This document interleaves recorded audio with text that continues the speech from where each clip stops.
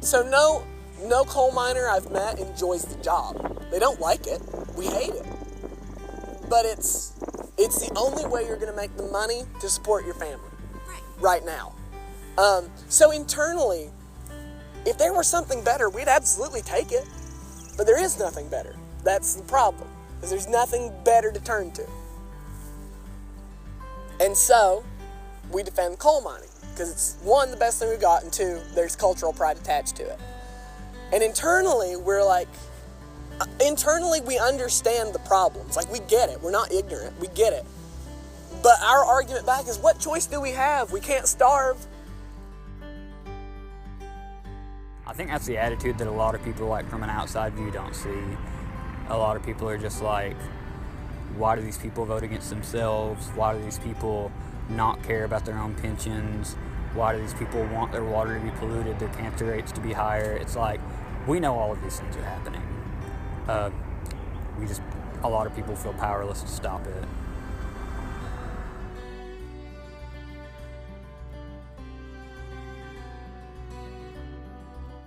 The most direct relation I have is my grandfather was a coal miner for like 40 years. His name's Robert Thacker. He was involved in mining for 40 years to feed his kids. He had 11 children.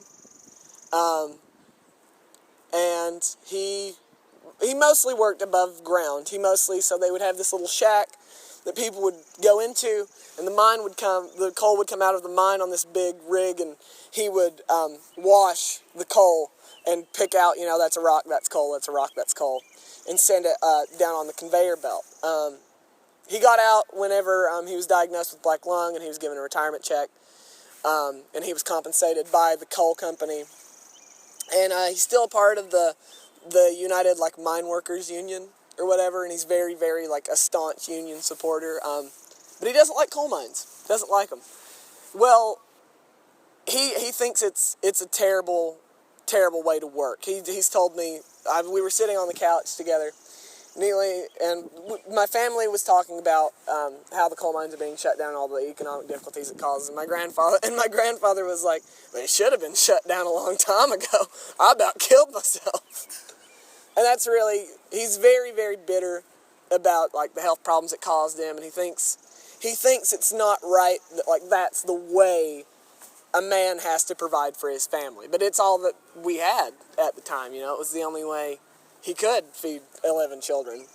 My uncle has developing black lung right now. I had another uncle that I didn't even know who died of it before I was even born. Let's see. I know quite a few people in the area, and this might just be personal bias, but who have had cancer. And just from personal experience with people I've talked with over in Markey Cancer Center and over at the Hope Lodge, you get a lot of people from Southeast Kentucky. For being so far removed from Harlan, I saw a lot of people from Harlan here in Lexington getting cancer treatment. And it's crazy. My grandfather has black lung. Can you talk about that? I know he has a lot of issues. I don't know exactly what they are, but he's sick, coughing a lot, which I assume are related to it. And how did he get it? Working in the coal mines. Even since being out for years, he's still having suffering, I guess, the consequences of working in the mines does. Oh yeah, there's been an uptick in black lung cases, and I'm not really sure why that is, but it's really just dangerous conditions anyway, and so they have respirators, but the common complaint that I've heard is that the respirators are too big and bulky. It really feels like you're just being weighed down, and so some people go without them, but there are also some companies that require their use, but still black lung is pretty prevalent. I have my theories. I do have a family friend who got cancer, lung cancer, and he was a coal miner. But other than that, I think that the strip mining in my area has really poisoned, it's affected the water supply, and you really see high rates of cancer in my area. And if you look at the numbers, you see that we have higher rates of cancer than counties who don't coal mine. And I think that's in part due to how it's gotten in the water, because my papa drunk nothing but county water, and he developed cancer. And there are many similar stories. You drink the water, you get cancer. I did a project that had to do with like the pH of water in the area, and in my group we had someone who was not near a coal mine, and we had someone who could get water from an active mine site, and we had my house, which was near an abandoned coal mine. So, and let's just say water quality, like the pH of just like groundwater, some of those areas was not great. It was like 4 or 5. I would say it's directly hurtful to people, because I've seen what the pollution has done to people in my community. Like, tainted our water source, where you can't even trust, like before we use anything out of the tap, we boil it. We even you don't really. We've opened the faucet before and the water has been brown. It's really sketchy. I think that our infrastructure, as far as piping goes in Harlan, is not great. There have been tongue-in-cheek jokes about a particular place in water, or a particular place in Harlan called Everett's, that the water makes the people crazy, rude, but it also kind of gives insight into that people don't really trust the water. Everybody has a filter on their water coming through, and even though we do have water testing, feels like something that might not be, if they weren't doing it right, who would know? We could very well be a Flint. So the water is, they say it's safe, but I don't really know. I've never really looked into it, but I know that there are parts of eastern Kentucky that have had severe water problems, like Warfield, for example. There's parts of Warfield that can't drink their water, and it has all these weird chemicals in it. And they've started getting some media attention, but not nearly as much as, say, Flint, just because Flint's a city of thousands of people, and then Warfield has a few hundred people. To me, Warfield's more important than Flint, but that's just because it's in my backyard, so it's something that I see and I hear about.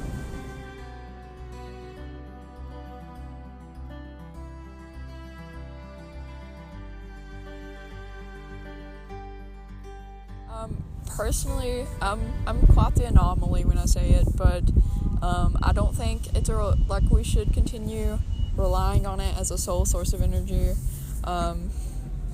I do think that the EPA needs to monitor it when it is done. I think it's a dangerous profession, and actually, I did a research paper last semester as part of a class, and the numbers I found affecting the health of a community, and the way it affects the social atmosphere of a community, I really, the only positives I could find was the way it used to bring people together when the jobs were good. I myself am against coal mining entirely. I think it's a horrible, unsustainable method, and also coal mining is increasingly drifting away from the so-called good coal of Appalachia to regions with worse coal that doesn't naturally burn as clean. Oh, people just want jobs.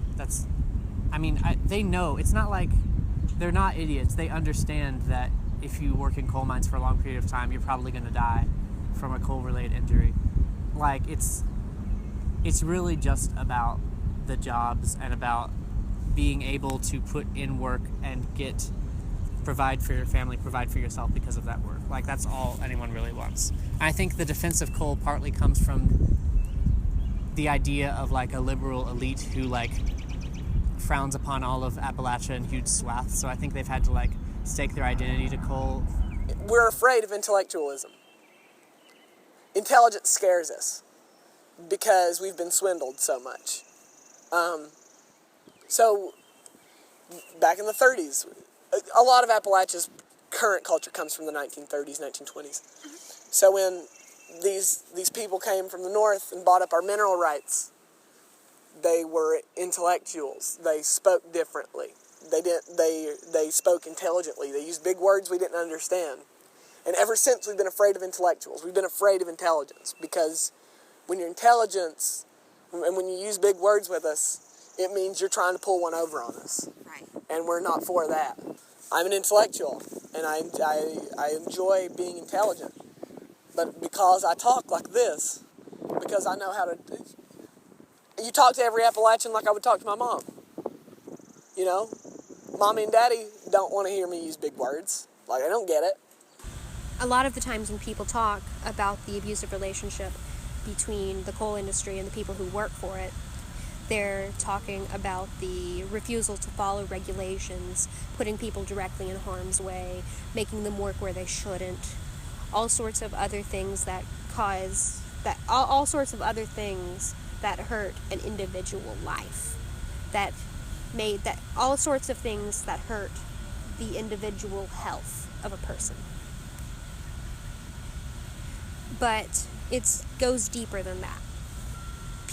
Because the people from coal mining areas have been made so dependent on the industry itself, they're made until they're viewed almost as children at absolute best by people outside. That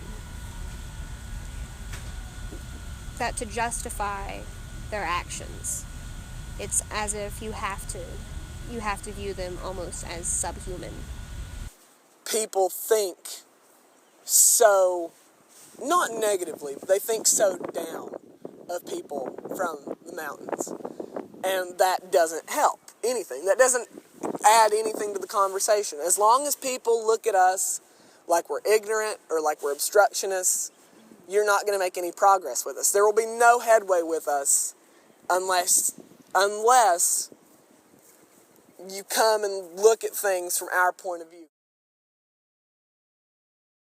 Hillary Clinton had no idea how to talk to an Appalachian audience. When she was in West Virginia and she was trying to talk about helping coal miners, she opened with, "We're going to close a lot of mines down." How is that an effective way to communicate with these people? They'll eat you alive. You cannot come into coal country and say that. You have to spin it. You have to say it differently. You have to do a sleight of hand trick, because politicians are just good magicians. And that's why Trump did so well in our country. He's a very good magician. He's very good at sleight of hand. He made us look over here where the real action's over here. And that's why Trump got so much support, is because he knew how to communicate with us, and Hillary Clinton had no idea. Because again, the Republicans have figured it out. They get it. They know how to talk to us, they know how to sweet talk us, and they know how to get us where we want it. If I was living a very slightly different life, I would feel like I had to support it. What if I was the same age and stuck raising my nieces and nephews, and for whatever system of reasons, my livelihood was dependent directly on coal mining in the coal industry? Then I would think, well, I have to take care of these kids. I would think to myself, I have to take care of these kids, and so I would do whatever I could. I would have joined my stepdad marching on Frankfurt against the regulations. So, like, a lot of things that, especially in Harlan, people didn't know about Hillary Clinton was that she had like a multi-million-dollar plan to try to bring new industry to the area, to reinvigorate the infrastructure, to do a lot of things. And in the speech that she brings that up, you want to know the only thing that made it to Harlan? It was the one line where she said, "Coal is going to die," or something like that. And then they were like, "Coal is going to die. Hillary Clinton hates you." Democrats don't get it. They don't get it. They're like, "We don't understand why these people vote against their own interests." Because you guys don't know how to talk. Because you're idiots. Because you don't get it. You don't get the struggles we're going through. Like President Kennedy. When Kennedy was in office, he came to Appalachia and he rode down into the coal mines with the miners. he did that. And from that point forward, we were on Kennedy's side. When President Kennedy was assassinated, nobody's heart was as broken as Appalachia, because he came to us, and he rode down in our minds with us, and he got his hands dirty with us, and we respect that. And if a Democrat would make that effort today, if a Democrat would come to us and live in our shoes for a day, I wholeheartedly believe they could win the election. Make the differences where you can, and don't relate it back to coal mining. So nobody in Eastern Kentucky is going to support a bill that says we're regulating coal mines. Nobody's going to do that. Why? Because coal's involved. The word's in there, we're going to be against it. I can't regulate the coal mines. However, if you put a bill on the table that says we're going to protect the creeks and streams, you get a lot more support that way. You still regulate coal mines through that bill, but the word coal's not attached, and the word coal is not involved, and therefore, we don't like looking at our dirty creeks either. And we're much more apt to get on board with that. It's the word game. The word coal is the trigger word. It's the word that'll get us fighting. So if you remove the word, you can have a lot more headway politically. You have a lot more capital to work with. As of right now, the culture is so centered around coal that it would take a completely different approach. Like, people aren't going to care about the environment. People just aren't. People aren't going to care if New York City floods. No one's going to care. But something they might care about is people dying of brown lung and black lung. Even if you support coal, why would you go? Why would you want to crawl on your belly underground to make money? There's this new culture coming through the youth of Appalachia. It's like, why would I want to do that? Like, that's how coal mining is going to die. It's not going to die because the government regulates the way. It's going to die because nobody wants to do it. Until they keep raising pay more and more, nobody's going to want to do it. Like, I don't want to crawl on my belly to make a living. Like my mother's a staunch supporter of coal. Like, my mom doesn't like it when anybody says anything negative about coal, but she doesn't want me to mine. My mom's like, I don't want you to do it. I would never want you to do it because I know what it does to people. Mm-hmm. But I don't want you to say anything bad about it either. Yeah. So, no mother wants their child to go into the mines. Parents are against it. Parents are like, don't coal mine. You're better than that. There are better things you could do to make a living. Mm-hmm. That's what's going to get rid of coal. It's not going to be regulated away by the government. What's going to happen is mothers are going to plead with their sons not to crawl on their bellies to make a living. That's how coal's going to die. Is mothers are going to say, baby, don't coal mine. I'll get you a job somewhere else. You don't have to do that. That's how coal's going to die. Is motherhood. Mothers are going to kill coal.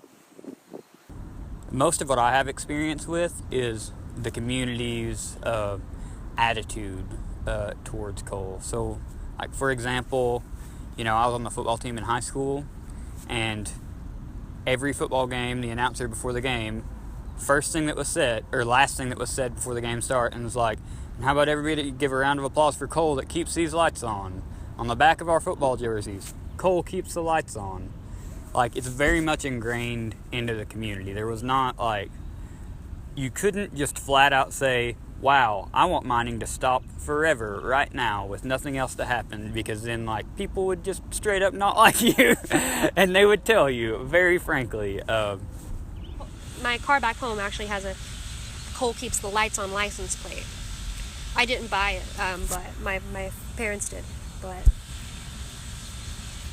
those are very common to see. And if you say you don't support coal, even though we're so far away comparatively, it's seen as if you don't care.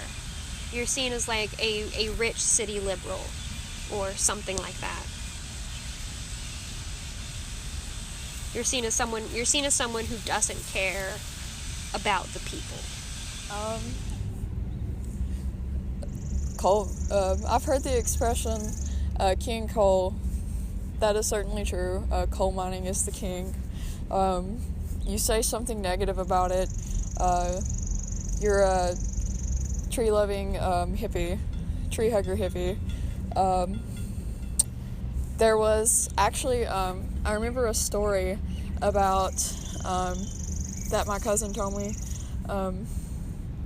that him and his friends, her dad is a coal miner, and they were like away working, and they saw someone with like an anti-coal sticker on the back, and they were just like, they like trashed the car, like as in it was a truck, and they put like a bunch of trash in the back of their bed. I'm like, oh my god. So yeah, they feel really strongly about it, but I mean, it's a source of income. It's more than a source of income. It's a way of life. I personally, I wouldn't consider myself a friend of coal, personally. It'd be a very unpopular opinion to most people back home, but I'm all for just replacing it with something much cleaner, or replace the entire industry in Eastern Kentucky with something better for the environment, I guess. I kind of lean environmentally anyway, and every time I see a Friend of Coal bumper sticker, I read this editorial and it was excellent, and it said if you drive like a Friend of Coal car, then you're saying you're a Friend of the Coal owner, because it's the owners that are pumping the money in. You see the ads that say Friend of Coal. Like if you're aligning yourself as a Friend of Coal, then you're siding with the big business. And I would say I'm a friend of coal miners. I'm a friend of the people who do the dirty work, who do the hard labor, but friend of coal, no.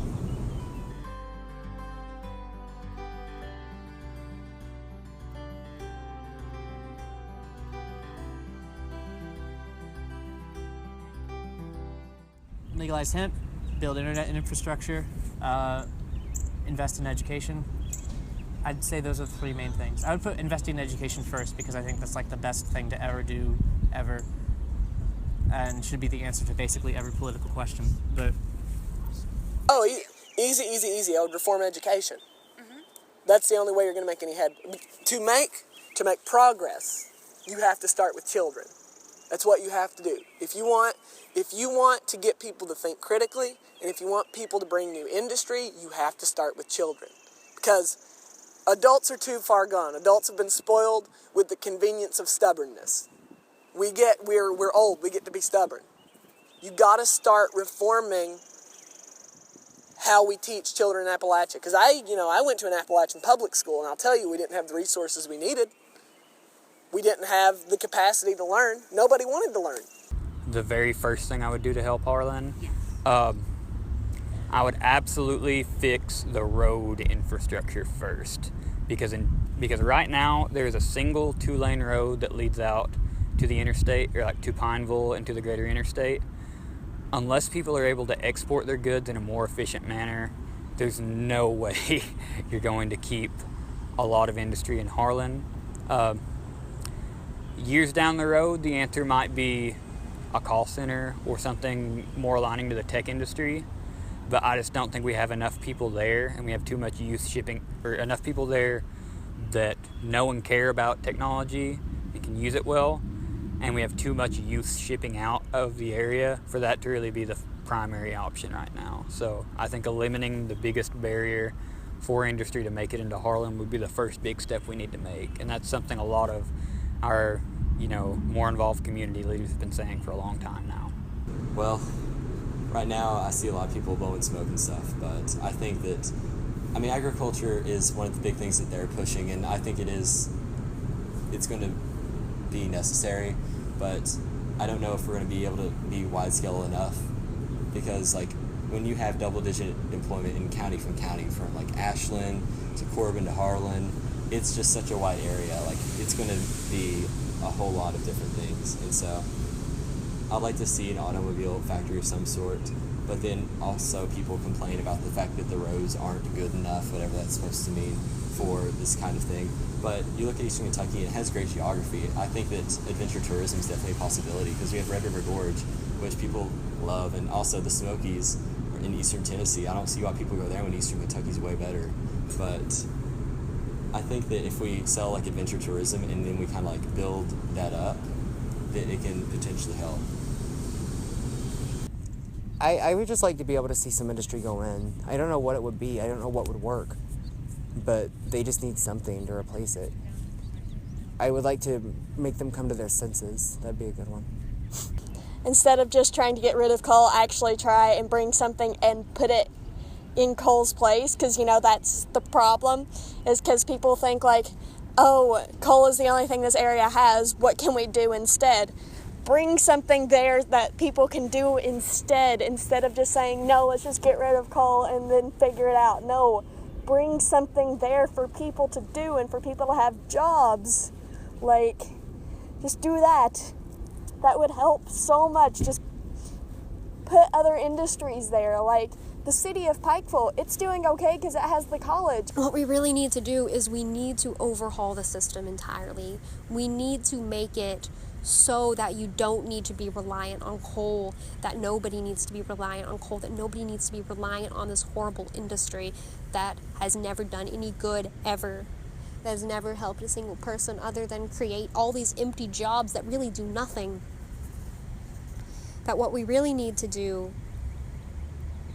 is we need to establish something in its place that's clean, that's useful, that's efficient. People need to really be a little more receptive to what these people have to say about their own communities, and they need to be a little more careful about how they try to help them, because the prevailing attitude I see with people who have like a lot of the same political opinions I do is that consistently these people are stupid, they vote against their own self-interest, they deserve it. And that's just a really hollow justification for not caring about them, in my opinion. And I think once we fix that, we can do a lot more for the people there.